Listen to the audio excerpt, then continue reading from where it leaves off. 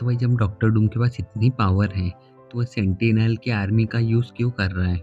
जब डॉक्टर डूम खुद थॉर जैसे सुपर हीरो को आसानी से रोक सकता है तो फिर उसे सेंटिनल की जरूरत ही क्यों पड़ी? क्या डूम खुद इतना पावरफुल नहीं है या फिर सेंटिनल उसकी किसी बहुत बड़ी योजना का सिर्फ एक हिस्सा है? और अगर आप ध्यान से देखें तो आखिर डूम ने सेंटिनल को ही अपनी आर्मी क्यों बनाया? चलिए समझते हैं। सबसे पहले बात करते हैं उस सीन की जिसने मार्वल फैंस को सबसे ज़्यादा एक्साइटेड किया है। फुटेज में डॉक्टर डूम के सामने थॉर दिखाई देता है। थॉर अपने स्टॉर्म ब्रेकर से डूम पर हमला करता है, लेकिन डूम स्टॉर्म ब्रेकर को रोक देता है।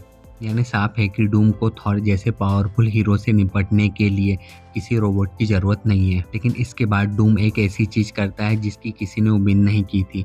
वह ज़मीन से एक के बाद एक सेंटिनल्स को उठाता है और देखते ही देखते उसकी एक पूरी आर्मी तैयार हो जाती है। अब सवाल है, अगर डूम इतना पावरफुल है तो फिर इतनी बड़ी आर्मी क्यों? इसका पहला जवाब एक्समैन हो सकता है। सेंटिनल्स मार्वल और खासकर एक्समैन की हिस्ट्री में सबसे आइकॉनिक एनिमीज में से एक है।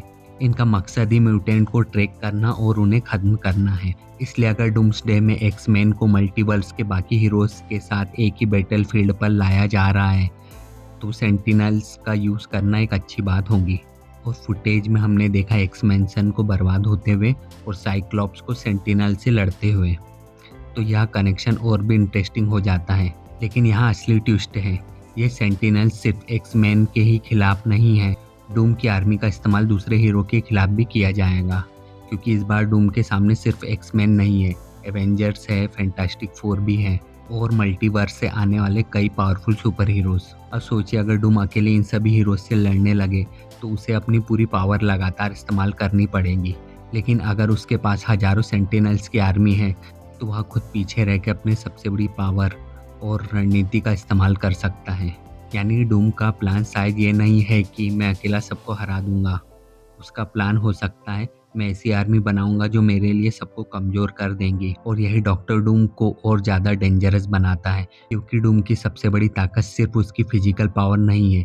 वह एक जीनियस साइंटिस्ट है, टेक्नोलॉजी को समझता है, मैजिक को समझता है। और अगर मल्टीवर्स का नॉलेज भी उसके पास है तो वह दूसरे यूनिवर्स की टेक्नोलॉजी को अपने फ़ायदे के लिए इस्तेमाल कर सकता है। डूम को सिर्फ एक विलन नहीं बनना, उसे एक ऐसी आर्मी चाहिए जो अलग अलग यूनिवर्स के हीरोज़ का सामना कर सके, और सेंटिनल इसके लिए परफेक्ट है। यानी डूम अकेला बैटलफील्ड में खड़ा होकर लड़ने वाला विलन नहीं है, वह एक पूरे वॉर की प्लानिंग कर रहा है।